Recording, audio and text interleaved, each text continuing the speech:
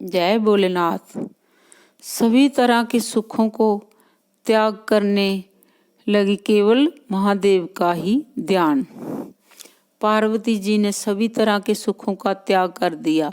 उन्होंने भोजन भी त्याग दिया और हजारों सालों तक कठोर से कठोर व्रत किए और केवल भगवान शिव के ही नाम का जाप और उन्हीं का ही ध्यान करती रही। उनकी कठिन तपस्या से तीनों लोग डगमगाने लगे।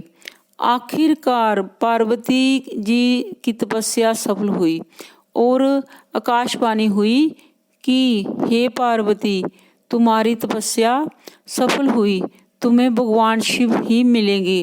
कृपा अब तुम अपनी ये कठिन तपस्या छोड़ दो। आकाशवाणी सुनकर पार्वती जी ने बेहद प्रसन्न हुई।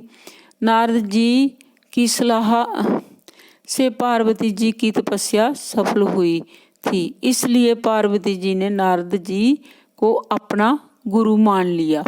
अब भगवान शिव ने लेनी चाहिए पार्वती की प्रेम की परीक्षा। अब भगवान शिव ने पार्वती के प्रेम की परीक्षा लेनी चाहिए। इसके लिए उन्होंने सप्तऋषियों को पार्वती जी के पास भेजते हुए कहा, आप लोग पार्वती के पास जाकर उनकी परीक्षा लीजिए और उसके पिता से भी कहिए कि वे पार्वती को घर वापस बुला लें। पार्वती जी को उनके घर भिजवाए।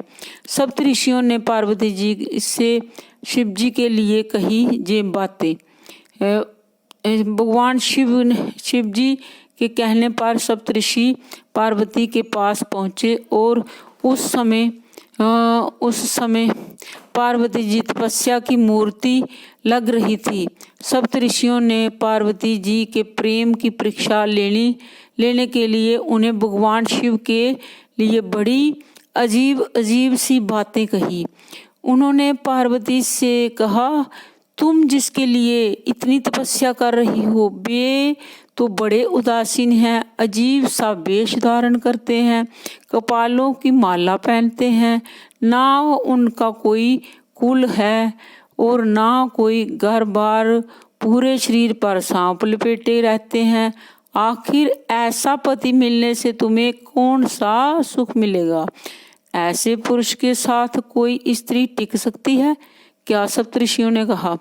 सप्तऋषियों ने कहा, पहले सती ने भी पंचों के कहने पर भगवान शिव से विवाह किया था और फिर जीवित ही नहीं रही।